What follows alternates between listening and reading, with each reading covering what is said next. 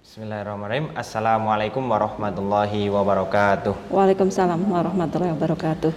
Yang terhormat Dr. Muhotob Hamzah MM selaku Rektor Universitas Sains Al-Quran Jawa Tengah di Wonosobo, yang kami hormati Ibu Kristiana Dewi SE, SE selaku Kepala Bidang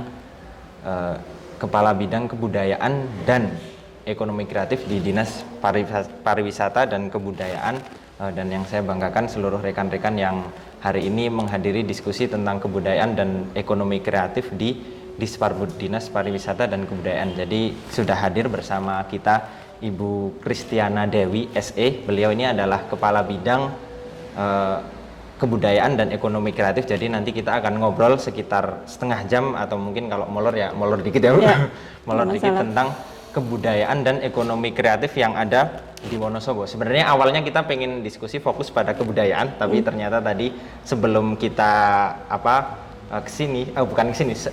pas kita lagi nyiapin tadi ngobrol, ternyata di bidang kebudayaan itu satu bidang dengan ekonomi kreatif, sehingga nanti kita akan nyambung dua hal itu terkait kebudayaan dan ekonomi kreatif. Mungkin untuk mengawali diskusi kita boleh cerita dulu ya, maksudnya cerita di bidang kebudayaan dan ekonomi kreatif ini membawai hal-hal apa aja, terus mungkin dalam durasi sebelum COVID sebelum COVID dari 2019 mungkin dari bidang Ibu sudah melakukan hal-hal apa saja gitu Bu.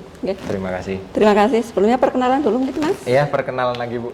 Mas. Oh saya Adin Bu. Ini minjem punya.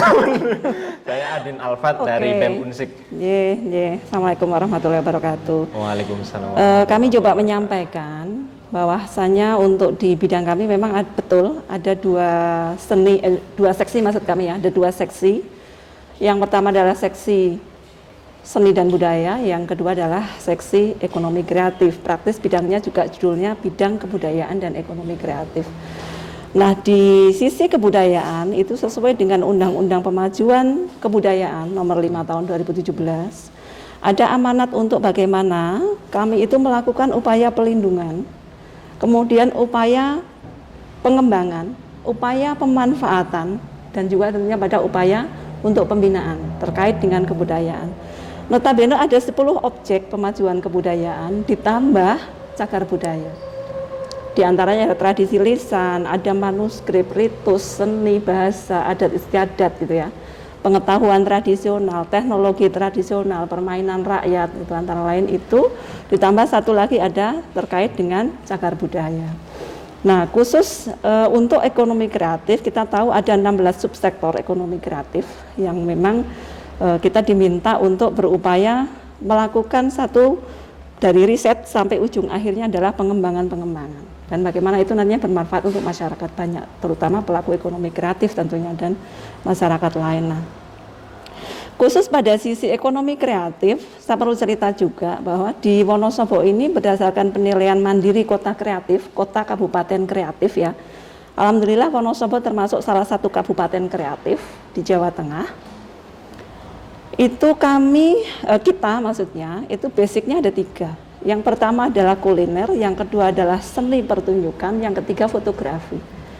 Praktis inilah yang menjadi gerbong untuk bagaimana ekonomi kreatif di Wonosobo ini dimajukan lebih baik lagi.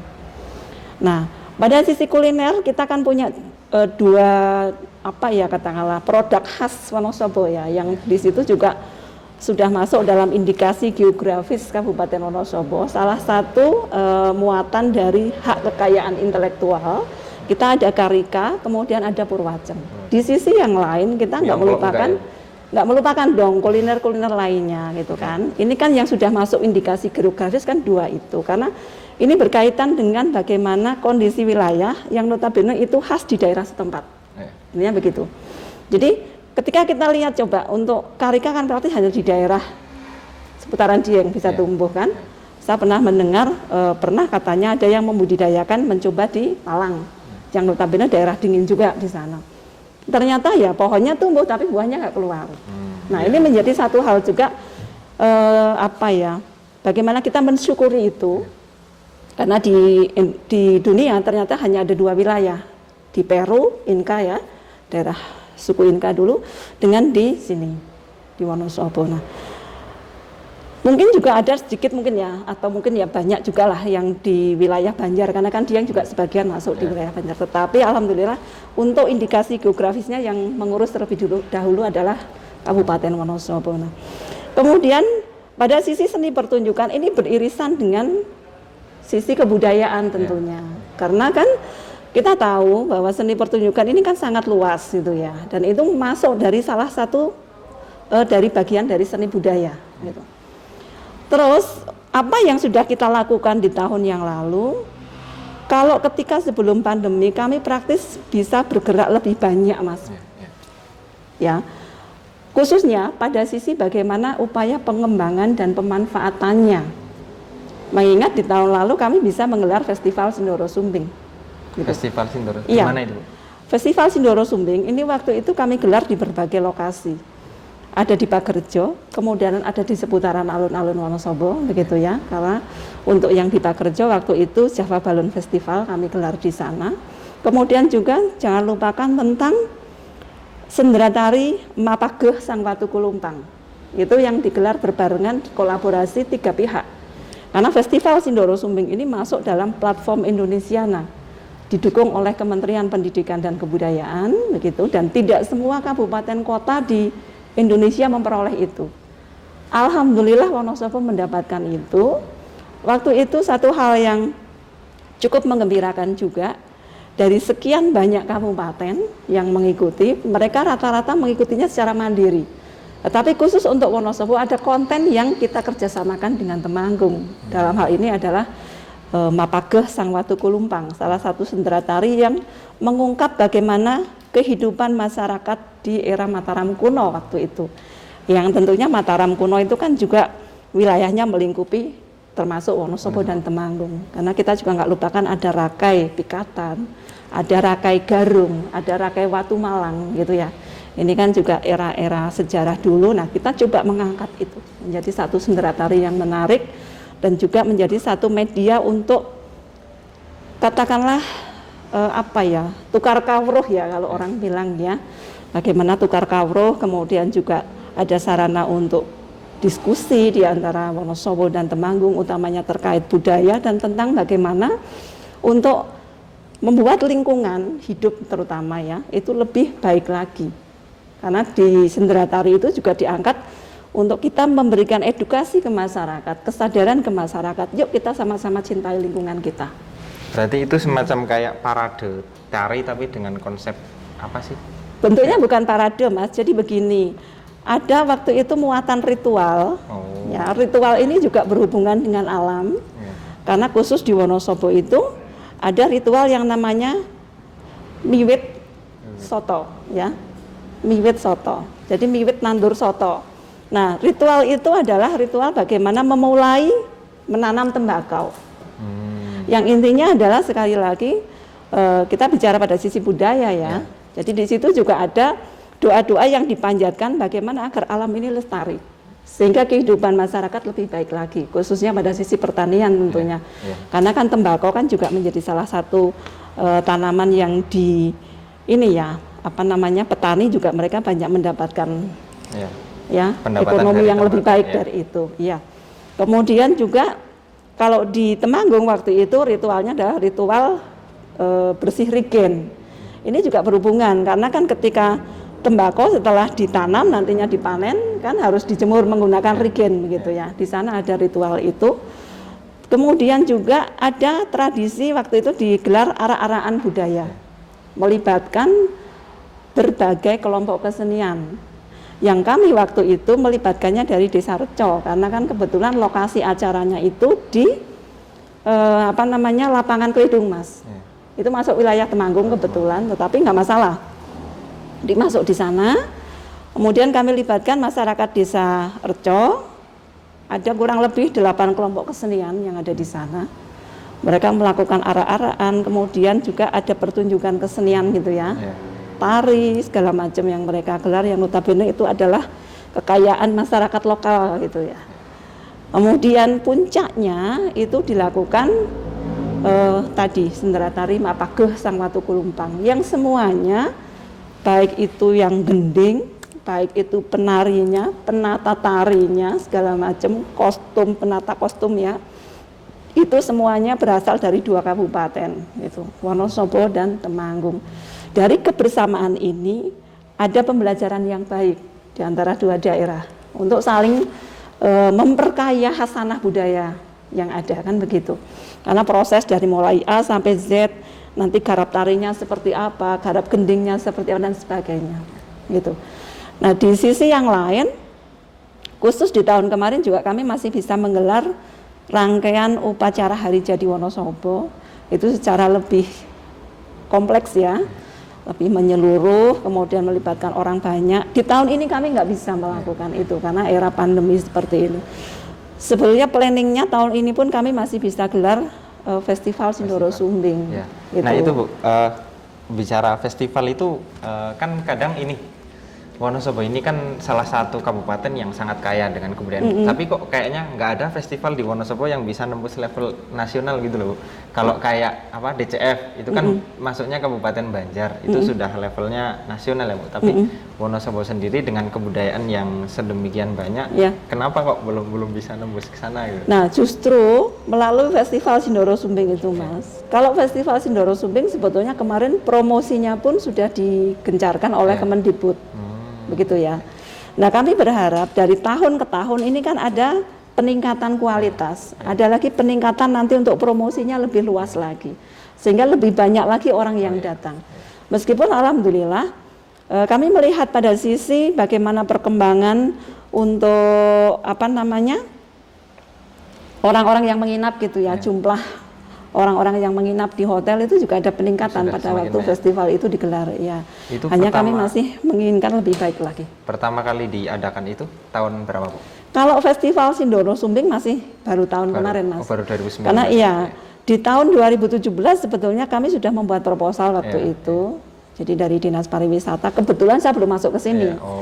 Di 2017 sudah dibuat, cuman untuk program 2018. Nah itu belum berhasil. 2018 kami mencoba lagi, meskipun memang untuk mendapatkan alokasi program itu bukan hal yang mudah, karena memang kami juga diundang khusus untuk paparan, gitu ya, mendampingi Bapak Kepala Dinas waktu itu, Bapak Kepala Dinas yang paparan. Itu jadi prosesnya lumayan panjang sebetulnya, karena yang mengusulkan mendapatkan itu banyak sekali kabupaten kota yang ada di Indonesia. Berarti ngajuin per kabupaten itu ngajuin gitu ke nasional. Ngajuin permohonan. Gitu. Ibaratnya di sana nanti itu pertarungan program, ibaratnya seperti itu. Jadi semua diundang, nanti menyampaikan paparan apa yang akan dikerjakan oleh kabupaten kota. Tujuannya seperti apa? Sejauh mana atau sebanyak apa komunitas yang dilibatkan, pelaku seni yang dilibatkan. Sehingga mereka mengukur juga dari sisi dampak. Gitu. Kira-kira ini dampaknya luas nggak ya, begitu, sampai seperti itu. Ya karena kan di Wonosobo kan pelaku seni ya, seniman lah Bu, kalau saya menyebutnya seniman itu sangat banyak sekali, cuman banyak yang belum mendapatkan ruang, kemudian belum bisa sebenarnya belum bisa mengeksplorasikan dirinya secara luas, meskipun banyak kayak misalnya di Unsi itu kan ada teater banyu, teater banyu setiap satu selapanan itu ada yang namanya lesehan banyu. Nah itu mereka juga terus membuat itu, cuman yang skalanya besar itu rasanya masih ini ya, mudah-mudahan itu nanti 2001 ke depan bisa terus meningkat ya Bu. Terus berkaitan dengan tadi Bu yang sudah Ibu sampaikan di fungsi penjagaan budaya, saya tadi agak perlindungan. Oh iya, perlindungan ya Bu, perlindungan. Salah klik yang saya tadi itu permainan anak.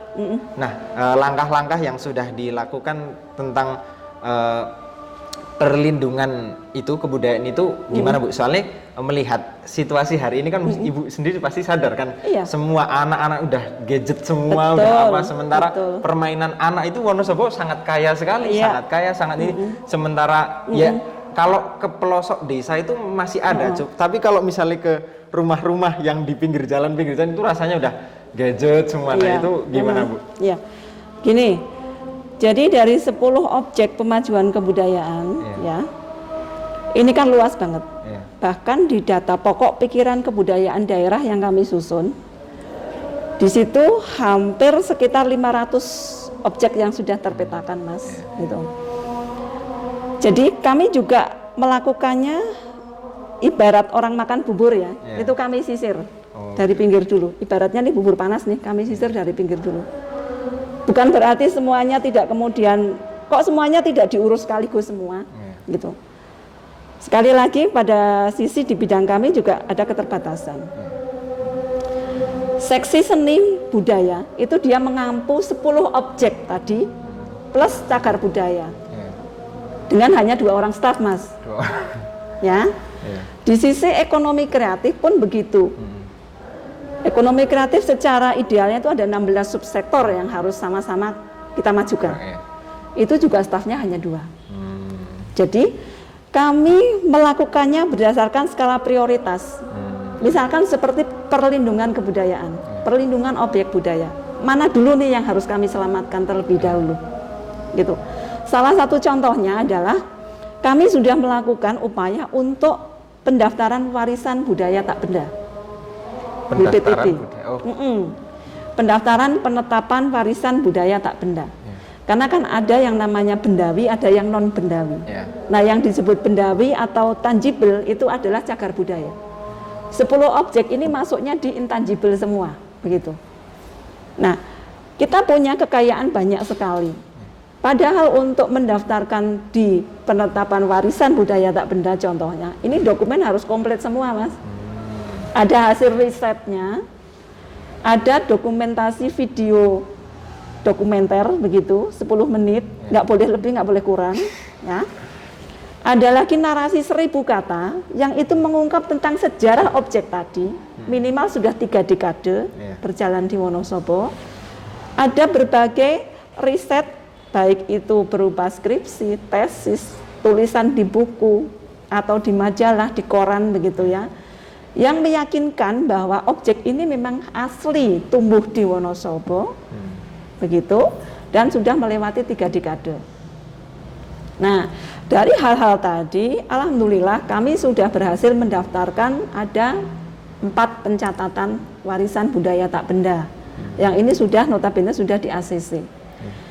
Di 2018 kami mendapatkan sertifikat, maksud kami di 2019 ya, kami mendapatkan sertifikat untuk hak-hakan, tradisi hak-hakan, dan untuk tradisi ruat cukur rambut gimbal. Di 2019 kemarin kami menggarap 2 dokumen yang tadi saya sebutkan di depan, kaitan dengan topeng lengger dan bundengan.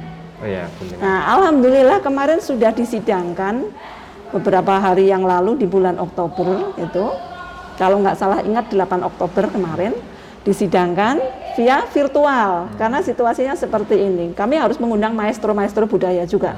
Kami ada di ruangan ini, Mas. Virtual dengan tim ahli dari Kemendikbud. Dioncei betul di situ. Alhamdulillah di tanggal 9-nya kami mendapatkan pengumuman kalau Wonosobo lolos. 2 ini bisa ditetapkan. Berbarengan dengan 12 objek lagi yang berasal dari kabupaten kota lain di Jawa Tengah. Begitu. Nah, kemudian untuk di tahun ini kami lagi sedang menggarap khususnya untuk wayang odok obrol. Pernah dengar nggak? Ya, pernah. Nah, tahu nggak itu apa wayang odok obrol? Ya itu yang apa namanya? Apa? Yang wayang itu kan Bu, Apa? Pakai kulit apa itu? Bukan kulit itu, tapi daun pisang. Enggak, salah besar. Loh kok? Jadi tahun ini kami mendokumentasikan itu wayang odok obrol. Insya Allah nanti segera penyelesaian, tahap-tahap penyelesaian. Kami nanti akan daftarkan pencatatan. Insya Allah tahun depan sudah mulai sidang lagi begitu untuk penetapannya dan mudah-mudahan itu lolos. Itu kalau saya pernah dengar itu dan katanya itu kan, tapi intinya pakai daun pisang itu loh Bu. Enggak, salah besar. Nah, terus? Jadi wayang odok obrol ini sempalan dari wayang kedu. Wayang kedu. Ya, wayang kedu itu kalau boleh dibilang bapaknya wayang Mataraman. Jadi di Jawa Tengah khususnya yang ada itu wayang kedu dulu sebelum lahir yang wayang Mataraman. Anaknya wayang kedu ini ada wayang Mataraman, ada wayang odok obrol begitu. Tapi wayangnya tetap wayang kulit biasa gitu. Wayangnya wayang kulit, hanya ukurannya lebih gede daripada yang Mataraman. Kemudian sunggingan, tahu sunggingan enggak? Sunggingan belum tahu itu. Jadi bagaimana misalnya di kainnya tatahan ini loh Mas. Oh iya, yang nah, dicatok situ. kainnya itu beda. Ini lembaran kulit ya. Jadi dia ditata, disungging, itu beda dengan yang di Mataraman. Baik warna jarik yang dikenakan kayak gitu, bajunya misalkan ya. Nah, itu beda dengan di wayang Mataraman. Oh, berarti itu hanya perbedaan jenis saja, Bu. Kan biasanya ada, yaitu karena ada kreasi itu loh, Bu. Kalau saya bukan hanya pada itu sebetulnya. Wayang Odok Ubruk itu menggunakan gamelan yang praktis terbatas. Ya. Hanya ada 8 gamelan yang digunakan. Tidak ada sinden begitu. Kemudian suluknya juga beda. Udah gitu notasi gamelannya beda. Jadi ada banyak perbedaan dibandingkan dengan wayang Mataraman. Dan wayang Odok Ubruk ini lebih banyak menggelar pada lakon-lakon carangan. Kalau orang bilang lakon carangan adalah lakon yang lebih dekat dengan masyarakat menengah ke bawah begitu. Lebih dekat dengan kehidupan sehari-hari. Terus ini Bu, terkait nyambung itu. Jadi kan kebudayaan itu kan lahir dari apa namanya, aktivitas sosial ya, Bu. Aktivitas sosial, kemudian apa yang ada di daerah setempat. Tapi kok untuk mencatatkan itu kok prosesnya kok ribet kayak gitu ya, Bu? Kayak semacam ya ini kan hak masyarakat gitu. Tapi kok karena malah... begini Mas, saya melihatnya pada upaya pelindungan. Namanya upaya pelindungan itu kan harus diyakini betul ya, bahwa objek budaya ini memang sudah berjalan lama di situ. Nah, untuk pembuktiannya apa? Ya dengan riset tadi gitu. Jadi karena ini juga kami melihatnya pada sisi aturan di birokrasi juga ya. Kemudian kan mekanisme bagaimana sih ini bisa dianggap ilmiah, artinya ada bukti-bukti ilmiah yang bisa dipertahankan bahwa oh betul ini objek budaya yang memang ada di wilayah itu. Tidak sekedar siapapun hanya sekedar menjudge bahwa kami punya loh objek budaya ini, tapi nggak ada bukti gitu. Nah, ini juga perlu sampai ke ranah itu. Makanya memang tidak semudah yang dibayangkan, walaupun itu menarik sih, menarik Mas. Dan dari hal itu kami bisa belajar banyak hal begitu. Untuk tahu, kayak Bundengan misalnya, oh dulu tuh Bundengan tumbuh tahun kapan ya? Bagaimana keberadaannya di Wonosobo era dulu dan era kini? Ini kan masuk dalam alur-alur riset tadi. Dan itu akan sangat bermanfaat, Mas. Soalnya gini Bu, kalau misalnya tenaganya nanti habis di situ itu justru malah tenaga untuk proses di pelestarian itu justru malah berkurang gitu kan Bu? Mungkin seperti panjenengan menilainya seperti itu, tetapi itu aturan mainnya memang harus seperti itu, Mas. Dan sekali lagi karena memang harus bisa dibuktikan juga bahwa memang objek budaya ini memang sudah tumbuh lama dan itu kekayaan yang ada di daerah itu begitu. Tidak hanya sekedar bahwa ketika kita ngomong bahwa kita punya loh objek budaya ini, tidak hanya sekedar itu, tapi memang harus bisa dibuktikan dari sisi riset tadi, gitu. Artinya tidak sembarangan orang kemudian bisa seenaknya sendiri mendaftarkan begitu loh. Nah kalau ini tadi kan Ibu juga sudah menyampaikan yang di festival itu ada berbagai macam seniman. Kalau kerjasama seniman-seniman yang ada di Wonosobo dengan Dinas Kebudayaan sendiri ini sudah sampai seberapa jauh gitu Bu? Terus mungkin yang anggota dinas sendiri juga dari pelaku seni atau dari seniman gitu? Kondisi saat ini kalau SDM yang ada di dinas itu tidak ada yang berasal, yang maksudnya apa ya, dia juga seorang seniman gitu ya katakanlah, nggak ada Mas. Tapi itu tidak membuat kami patah arang atau kami kemudian mutung atau bagaimana, enggak gitu kan.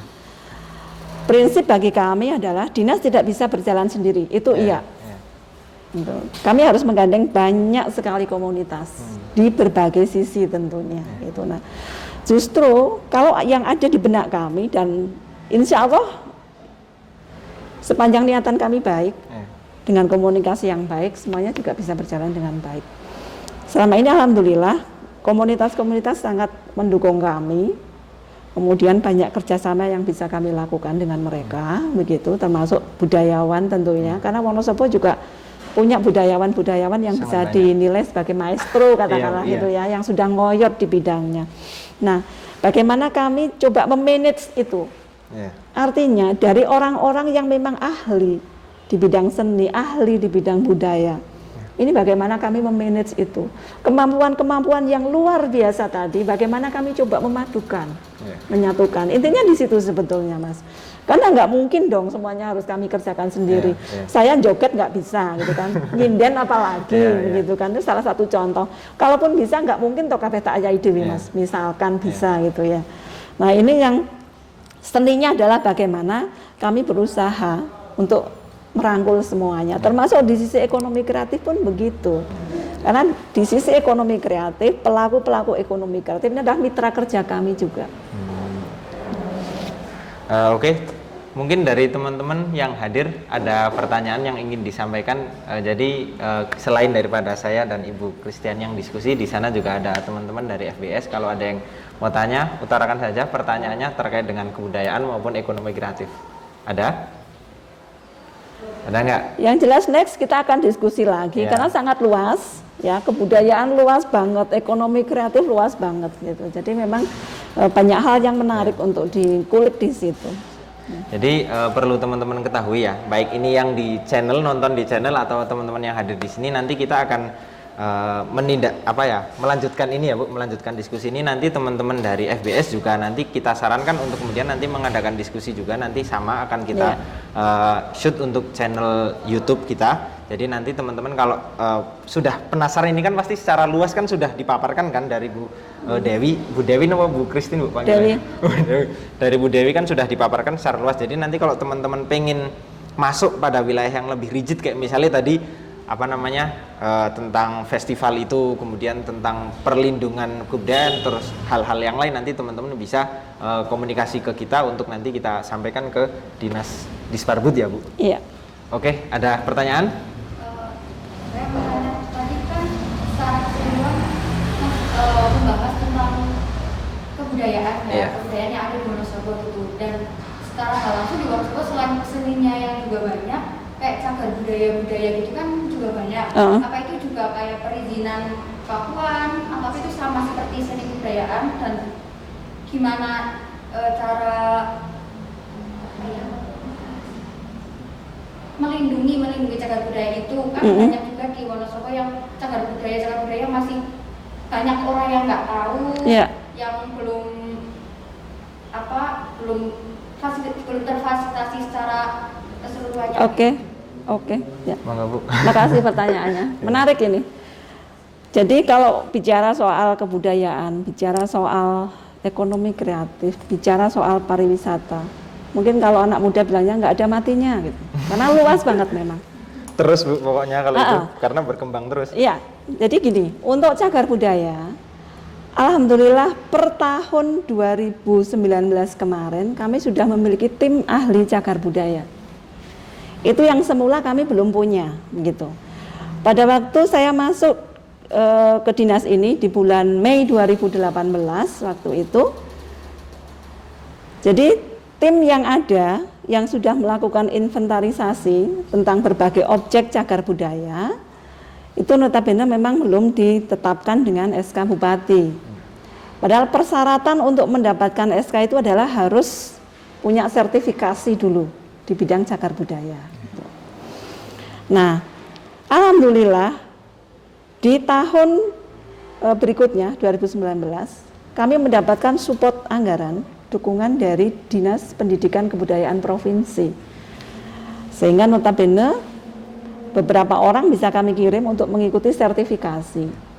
Dari yang dikirim ini alhamdulillah semuanya lulus begitu, dan diangkat per 19 Agustus 2019 sebagai tim ahli cagar budaya Kabupaten Wonosobo. Ini salah satu langkah yang lebih maju saya pikir begitu, karena untuk menetapkan objek apapun sebagai cagar budaya ini harus melalui sidang rekomendasi dari tim ahli cagar budaya gitu. Karena mereka yang dianggap dan secara bukti sudah punya sertifikasi, punya sertifikat kemampuan di bidang itu untuk melakukan sidang rekomendasi kajian dan merekomendasikan pada bupati.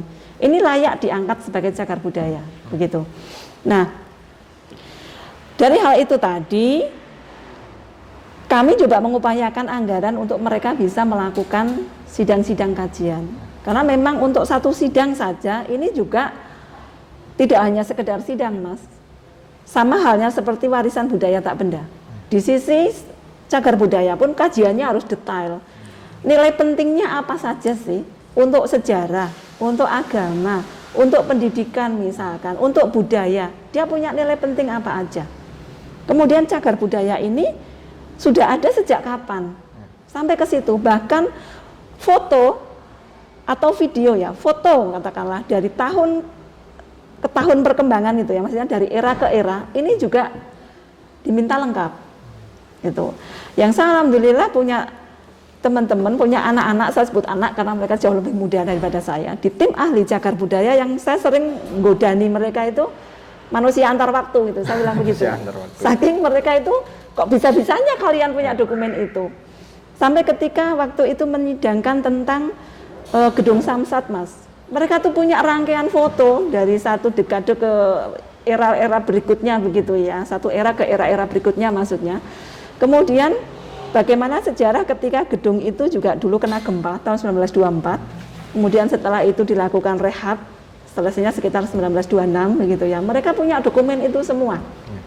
Nah, sidang-sidang kajian tadi sudah dilakukan kalau tidak salah 9 objek yang sudah ditetapkan sebagai cagar budaya, termasuk diantaranya ada ex Dinas Pangan, Pertanian Pangan ya, yang sekarang posisinya di sebelah utaranya Gedung Korpri.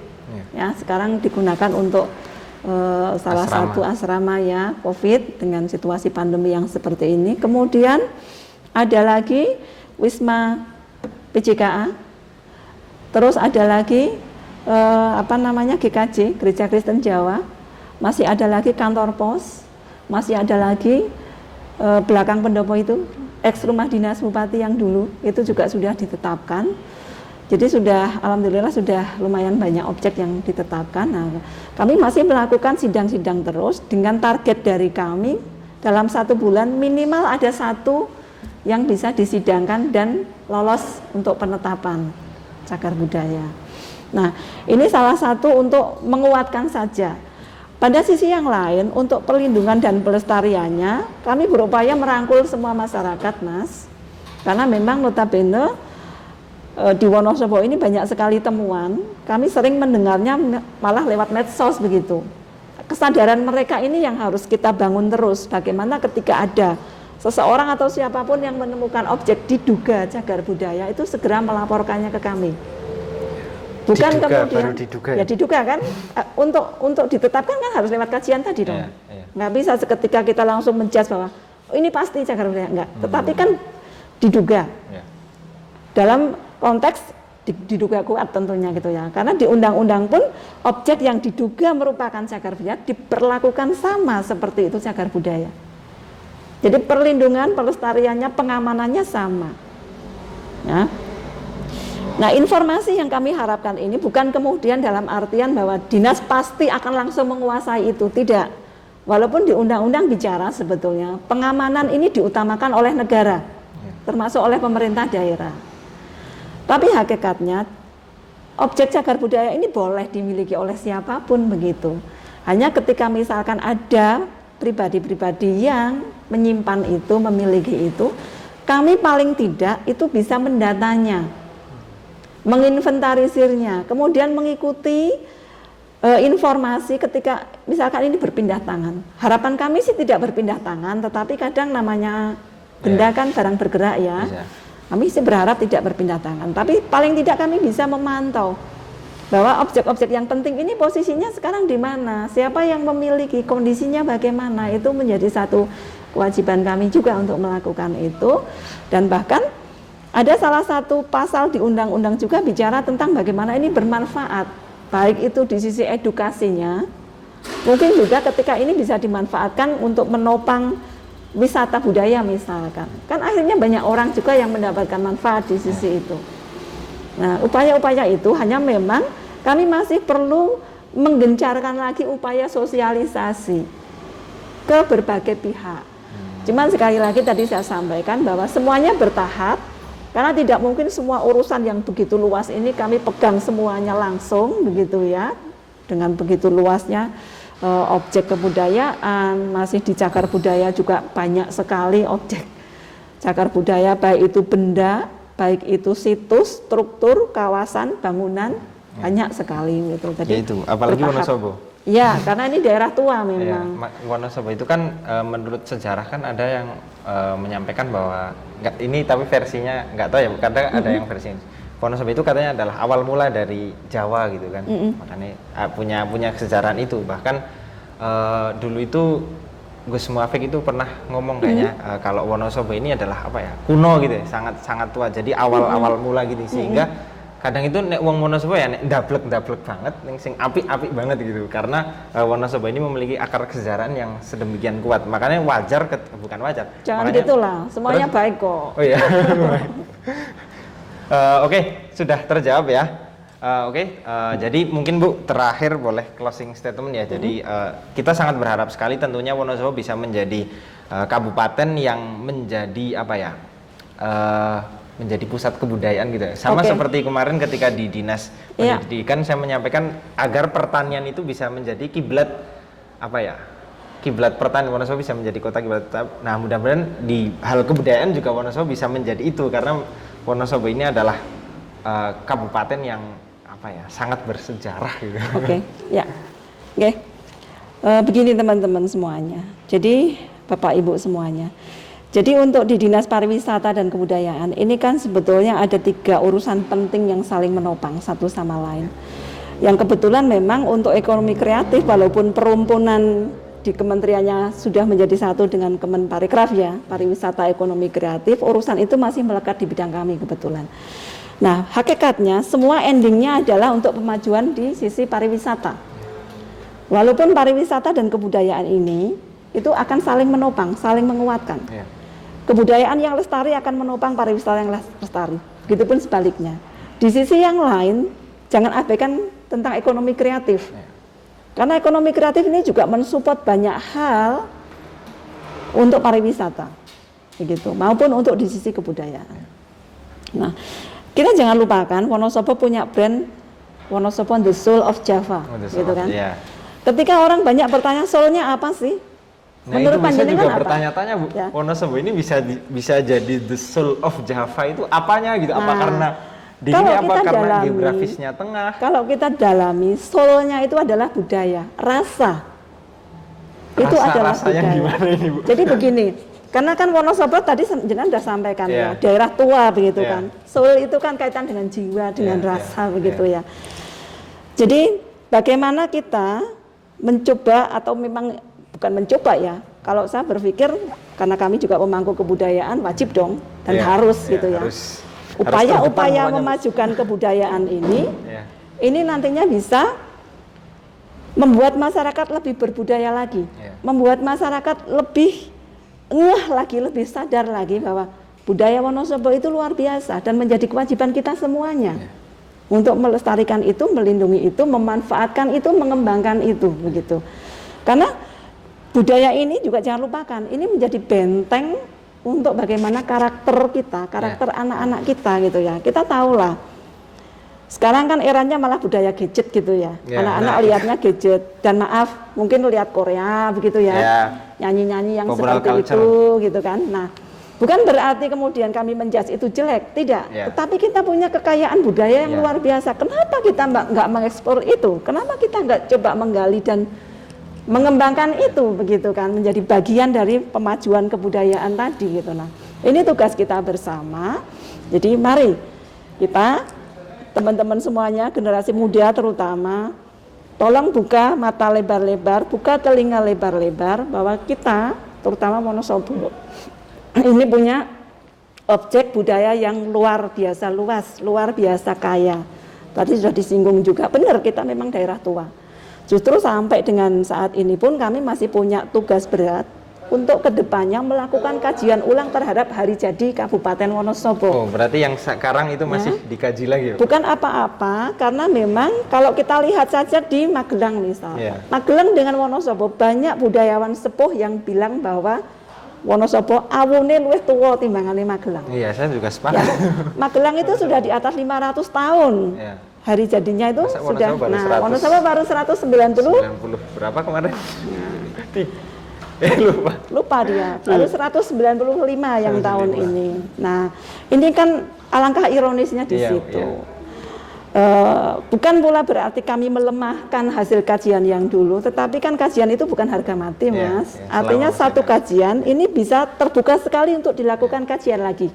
Kan begitu. Ilmu kan berkembang terus gitu. Nah, kami masih diminta oleh banyak pihak untuk kedepannya bisa melakukan itu. Sehingga nantinya ada hasil kajian yang lebih katakanlah lebih bisa diterima oleh semua pihak. Lebih relevan ya Bu? Gitu, ya lebih relevan bahwa Wonosobo layaklah hari jadinya tahun sekian misalkan, karena ini daerah tua begitu. Ya termasuk di sisi itu, Mas. Jadi saya mengajak, mari kita bareng-bareng pemajuan kebudayaan untuk menopang pariwisata dan tentunya jangan lupakan karena kalian juga generasi milenial, ekonomi kreatif. Bagaimana kreativitas kalian itu nantinya bisa berdampak secara perekonomian baik bagi diri kalian sendiri maupun tentunya orang lain gitu. Ini bisa menjadi menopang kehidupan yang lebih sejahtera lagi. Siap, terima kasih. Demikian teman-teman diskusi kita pada siang menjelang sore ya Bu. Siang menjelang sore hari ini. Jadi saya pengen pokoknya mudah-mudahan kita ini bisa terus menjaga jati diri kita bahwa kebudayaan itu adalah jati diri kita. Manakala kita bisa menunjukkan dan memberlakukan dalam diri kita, menggunakan jati diri kita, maka kita akan menjadi sebuah negara yang maju, akan menjadi sebuah kabupaten yang maju, karena jati diri itu adalah akar dari siapa diri kita gitu ya Bu. Nah mudah-mudahan budaya yang kita miliki, dinas kebudayaan yang ada di Wonosobo juga bisa terus mengawal agar budaya yang kita miliki bisa terus lestari, bisa terus terjaga sampai kapanpun, sampai anak cucu kita nanti tetap memiliki jati diri orang Wonosobo. Itu saja, terima kasih Bu atas perkenan waktunya sudah diskusi bersama kita. Kita lanjutkan nanti di tanggal yang akan datang yang belum kita tentukan. Itu saja. Terima kasih. Ihdinas shiratal mustaqim. Wallahul muwaffiq ila aqwamit thoriq. Assalamualaikum warahmatullahi wabarakatuh. Waalaikumsalam warahmatullahi wabarakatuh.